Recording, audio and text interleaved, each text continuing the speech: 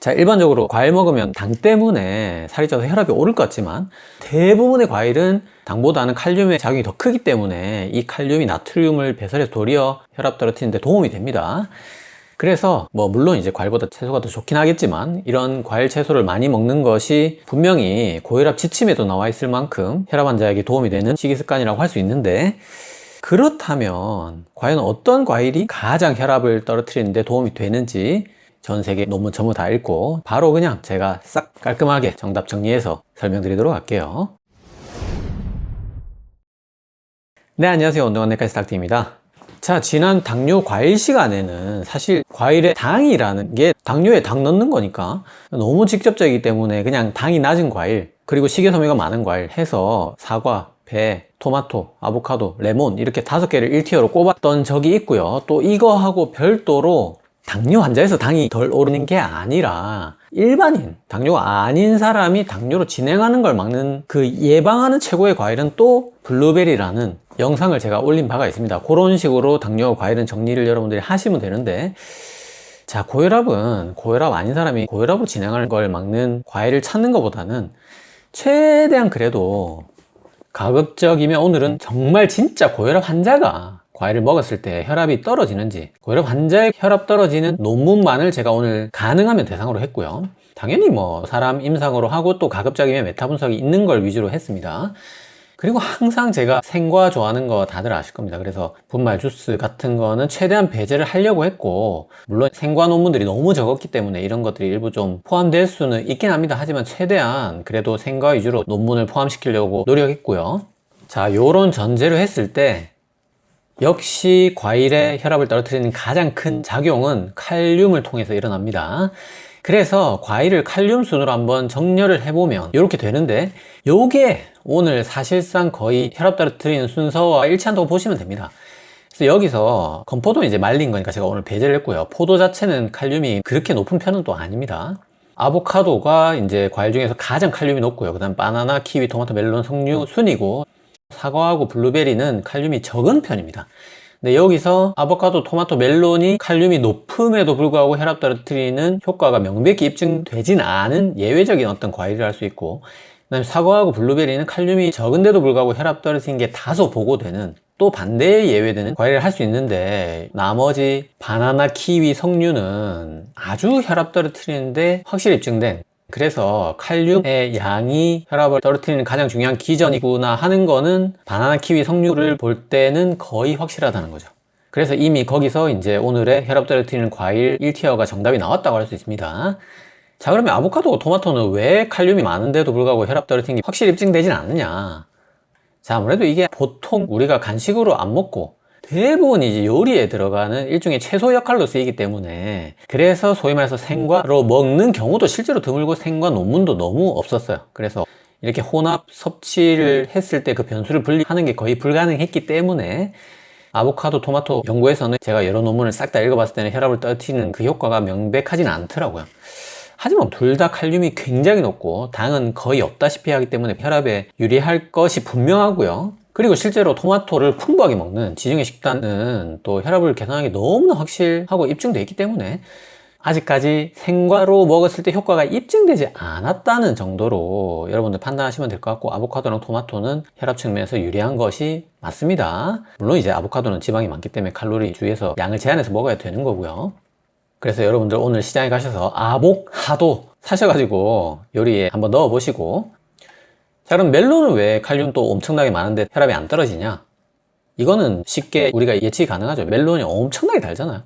당도 8.3g 많은 편이지만 그보다 당 지수가 엄청나게 높습니다. 그래서 이런 것 때문에 이제 당뇨는 물론이고 이제 혈압을 낮추지 못하거나 도리어 오르는 그런 효과가 났고, 그래서 멜론은 칼륨이 많아도 혈압을 마구 떨어뜨릴 것 같진 않다, 그 정도로 이해하시면 되고, 하지만 나머지 과일들은 대부분 칼륨 양과 혈압 강화 효과가 거의 비례했습니다.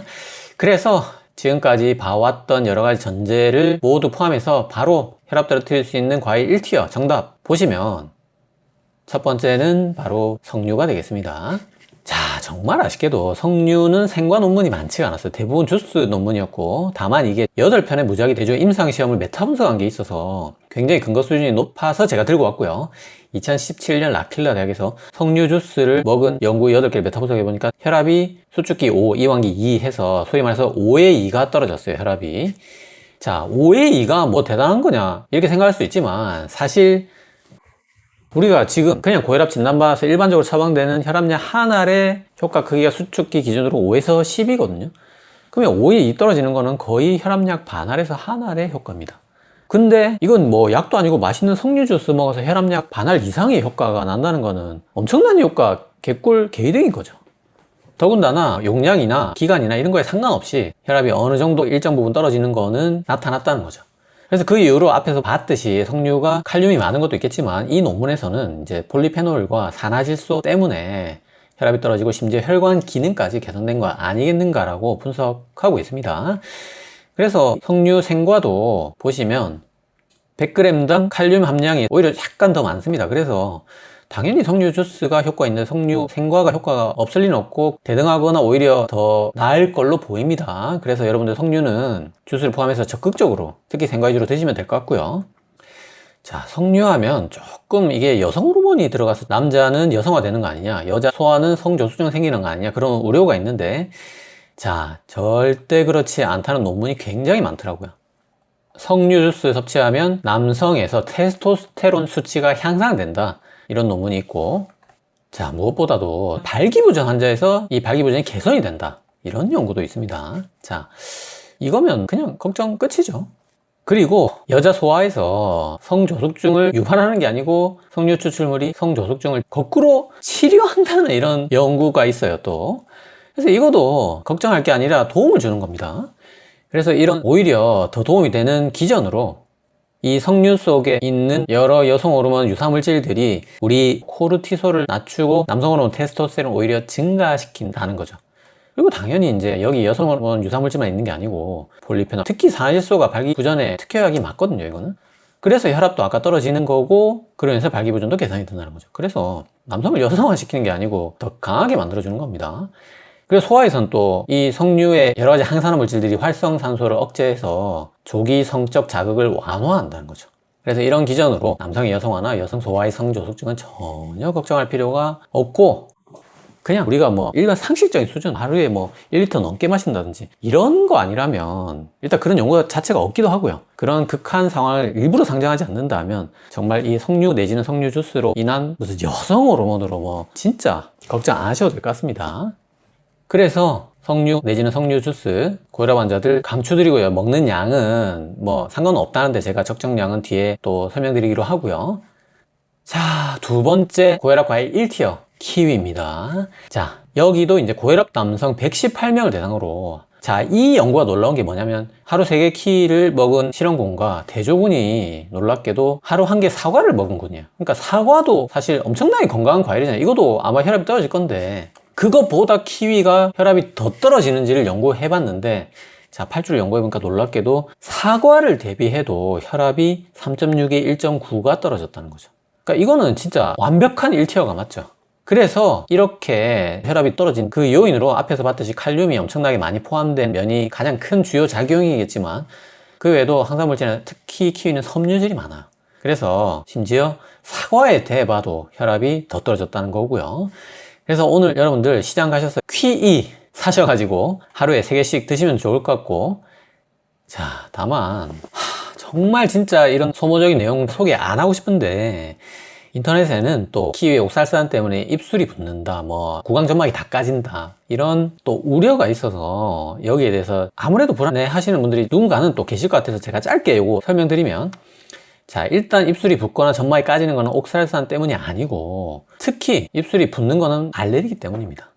자, 그래서 이제 키위에 여러 가지 알레르기 물질들이 입술을 붓게 만들고, 그 안에서 뭐 여러 가지 물질들이 다 가능성이 있겠지만 제일 중요한 거는 액티니딘이라는 소화 효소입니다.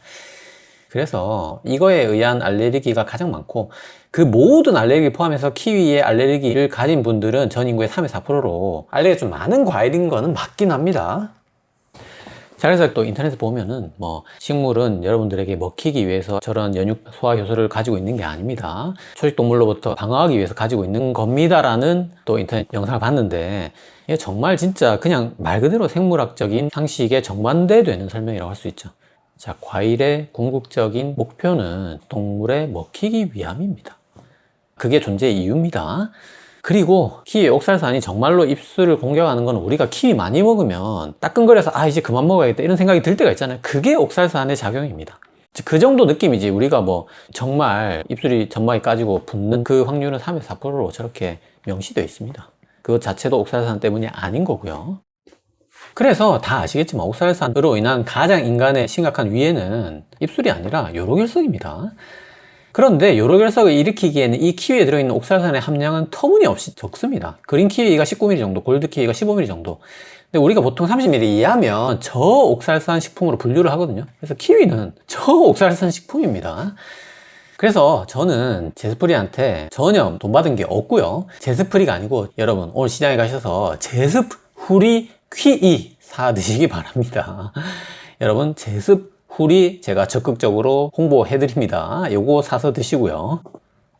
자, 다음 고혈압 과일 2티어입니다. 첫 번째 바나나. 자, 2015년 말레이시아 파항대에서 말레이시아 고혈압 환자 120명을 대상으로 무작위로 두 그룹을 나눠서 임상 대조시험을 한 거죠. 그래서 바나나 고작 120g짜리 한 개 먹었는데, 자, 믿을 수 없이 자, 혈압이 140에 88에서 130에 82가 됐어요. 바나나 한 개를 8주간 먹었는데. 자, 물론 이게 아무래도 바나나 수출에 일정 부분 이해관계가 있을 걸로 생각되는 말레이시아 연구기 때문에 제가 그래서 이거를 2티어로 놓았지, 이 혈압이 떨어지는 정도는 정말 경이롭지 않습니까? 자, 가장 높습니다. 140에 92, 130에 82가 됐다는 거거든요. 자, 그래서 이런 기준을 앞에서 봤듯이 당연하게도 바나나는 거의 모든 과일 중에서 칼륨이 가장 많습니다. 그래서 이 칼륨이 나트륨 배출을 하고 또 바나나는 마그네슘도 많아요. 그래서 이게 혈관 저항 같은 걸 낮추었다는 거죠. 그래서 바나나도 뭐 살짝 당류가 많아서 조금 걱정이 되긴 하지만, 그리고 말레이시아 한 개의 논문에 불과하긴 하지만 혈압이 이렇게 엄청나게 떨어지는 논문이 있었기 때문에 2티어로 제가 봤을 때 손색이 없을 것 같고요. 자, 2티어 두 번째 과일 블루베리입니다. 자, 이거는 고혈압 전 단계 내지는 초기 고혈압 폐경 여성 48명을 대상으로 연구를 해서 138에 80인 사람이 131에 75로 혈압이 굉장히 개선이 많이 됐음에도 불구하고 제가 2티어로 놓은 거는 아쉽게도 이게 파우더였어요. 블루베리 분말이었습니다. 그래서 생각 아닌 점 때문에 제가 2티어로 놓았고, 하지만 블루베리는 앞에서 봤듯이 칼륨이 오히려 적은 과일임에도 불구하고 안토시아닌이라는 굉장히 강력한 항산화 물질, 그리고 산화질소도 풍부하기 때문에 충분히 이것도 혈압이 떨어지고 혈관 기능이 오를 걸로 생과를 먹어도 이런 좋은 효과들이 충분히 나타날 걸로 예상이 되는, 뭐 사실 우리가 블루베리 거의 맞는 과일이잖아요. 너무나 좋은 과일이고 혈압에도 충분히 도움을 줄 것으로 예상이 됩니다. 또한 자, 고혈압 환자는 아니고 일반 정상혈압 환자에서 고혈압으로의 진행을 막는 연구를 보면 블루베리가 포도, 건포도에 이어서 2등이거든요. 그래서 분말 형태이긴 하지만 고혈압 환자에서 혈압이 상당히 많이 떨어진 연구도 있고, 또 정상혈압 환자에서 고혈압을 진행을 막는 거에도 최상급 티어이기 때문에 이 블루베리 생과도 고혈압 환자의 혈압을 낮추는데 굉장히 도움을 줄 것으로 충분히 예상이 가능하고요. 그래서 이 티어로 손색이 없을 것 같습니다. 자, 고혈압 환자 과일 2티어 마지막 세 번째 사과입니다. 자, 사과도 역시 이것도 블루베리처럼 맞는 과일이죠. 모든 건강 측면에서 가장 좋은 과일 축에 속한다고 볼 수 있고요.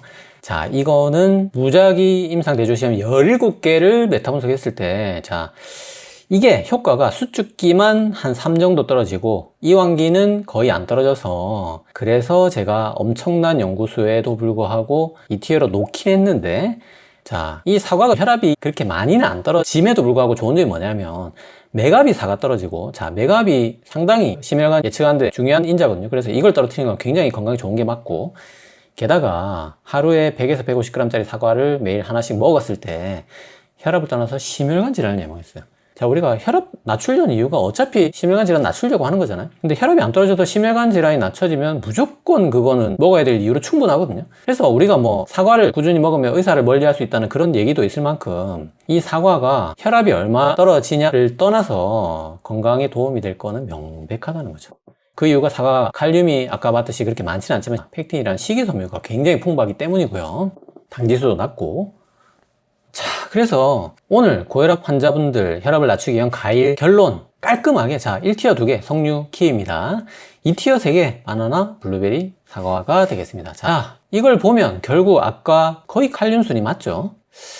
그래서 결국 칼륨이 장땡인가? 라고 생각하기에는 요상하게 또 이런 논문도 있다는 거죠. 자, 일부러 식단에 칼륨이 많은 채소 과일을 많이 먹는 형태로 또 보충제로 이렇게 먹어봤습니다. 해보니까 일부러 칼륨이 많은 것만 또 챙겨 먹었을 때는 혈압이 그렇게 또 안 떨어진다는 거죠. 참 요상하죠. 우리가 한 가지 물질만 타깃으로 해가지고 이렇게 하는 거는 음식으로 어떤 뚜렷한 결과를 내기가 참 쉽지 않습니다. 그래서 분명히 과일에서 가장 혈압을 낮추는 주된 기전은 칼륨이 맞습니다. 이건 명백히 맞지만 그 외에 여러 가지 것도 봐야 된다는 거죠. 그런 의미에서 항산 물질이 많은 석류, 블루베리가 도움이 되고 식이섬유 많은 사과, 키위, 마그네슘 많은 바나나, 산화질소가 많은 또 석류, 이런 것들이 도움이 됐다는 거고, 그로 인해서 결국 이렇게 5개가 1티어, 2티어가 왔다는 겁니다. 자, 그래서 어떻게 먹어야 되는가? 자, 우리 키위는 아까 계속 말씀드렸듯이 중간 크기로 하루에 한 3개까지 드시면 될 것 같고, 당뇨가 굉장히 심하다 이러면 1개 정도 드시는 걸 추천드립니다. 만성신부전이 있다 이러면 반드시 1개 이하로 드시고, 그보다 더 중요한 건 신장내과 주치의와 반드시 상담하고 드시도록 하고요. 이게 칼륨이 아까 봤듯이 엄청나게 많습니다. 자, 석류는 생과 주스 마찬가지입니다. 하루에 반개에서 1개까지, 주스로 치면 반컵에서 1컵까지 드시면 딱 맞을 것 같고, 당뇨가 심하다면 이게 당이 많습니다. 그래서 한 반개 정도, 주스는 특히 혈당이 너무 급속하게 오르니까 아예 안 드시는 걸 추천드립니다. 만성신부전 환자 마찬가지입니다. 역시 석류도 칼륨이 굉장히 많은 과일이기 때문에 반드시 반개 이하로 드시고, 그보다 중요한 거는 신장내과 주치의와 반드시 상의하고 드시도록 하고, 주스는 아예 드시지 않는 걸 추천드립니다. 자, 블루베리는 한 컵 한 200ml 정도 매일 드시면 되고, 당뇨가 굉장히 심하다 이러면 반컵에서 1컵 정도 드시면 됩니다. 만성신부전 환자, 칼륨이 적은 과일 축에는 속하지만 그래도 반컵 이하로 드시는 거 추천드리고요. 사과는 고혈압 환자 하루에 중간 크기 매일 1개 그냥 딱 드시면 됩니다. 고지혈증 환자도 마찬가지고, 당뇨만 여자는 3분의 1개, 남자는 3분의 2개, 제 지난 당뇨 영상 참고해 주시면 되고요. 만성신부전 환자는 반개 이하로 신장내과 주치의와 반드시 상의해서 결정해서 드시도록 하고요. 자, 바나나는 하루에 1개 아니면 2개 드시면 되고, 당뇨가 심한 경우에는 1개 이하로 한 반개 정도 드시는 걸 추천드립니다. 만성신부전 환자는 이게 칼륨이 가장 많은 과일이기 때문에 그냥 안 드시는 걸 추천드립니다. 그래서 이 모든 걸 포함해서 오늘 고혈압 환자 과일 먹는 거에 주의할 점, 자, 지금까지 말씀드렸지만 투석하는 분들 말할 것도 없고, 만성신부전 정말 진짜 이거 위험천만입니다. 과일 먹다가 바로 심장 그냥 멎어버립니다. 그래서 내가 신장내과를 다닌다거나 신장내과 가라는 얘기를 들은 분, 이 정도 되는 분들은 정말 과일 먹다가 심장마비로 돌아가실 수 있기 때문에 반드시 빨리 신장내과 방문하셔서 그 진료를 본 주치 판단 아래, 상의 아래, 지도 아래 과일을 정말 조심해서 드시는 걸 추천드립니다. 특히 오늘 제가 설명드렸던 과일들은 칼륨이 유독 더 많은 편에 속하는 과일들이기 때문에 정말 주의하셔야 되고요. 자, 그 다음에 기본적으로 키위를 포함해서 모든 과일은 알러지가 있을 수 있습니다. 자, 그런 분들 본인들이 더 잘 아실 거라 생각합니다. 그런 본인에게 알러지 있는 과일은 당연히 조심하거나 제한하거나 안 드시는 게 좋겠죠. 그리고 역시 오늘 설명드렸던 모든 과일들은 당류가 많은 편이고, 특히 바나나는 굉장히 많기 때문에 당뇨라든지 비만이라든지 대사증후군이라든지 이런 분들은 철저하게 그 용량에 맞춰서 제한을 해야 되고, 특히 오늘 영상 보시는 고혈압과 당뇨를 같이 가지고 계신 분들, 즉 당뇨 환자분들은 지난주에 당뇨 과일 영상 꼭 참조해 주시고, 거기 보면 거의 모든 과일에 대해서 당뇨 환자분들 얼마나 섭취했는지 양을 제가 다 설명드려 놨으니까 꼭 그 영상 참조해 주세요. 자, 그래서 오늘 시간 제가 특히 일반 환자에서 고혈압 진행하는 게 아니라 정말 진짜 지금 고혈압 환자분들, 지금 혈압이 높은 분들이 과일을 먹어가지고 내 혈압을 낮출 수 있는 모든 논문을 다 읽고 1티어 2개, 2티어 3개 과일 그냥 깔끔하게 딱 정리해서 모두 다 설명드렸고, 오늘도 3줄 제약으로 마무리할게요.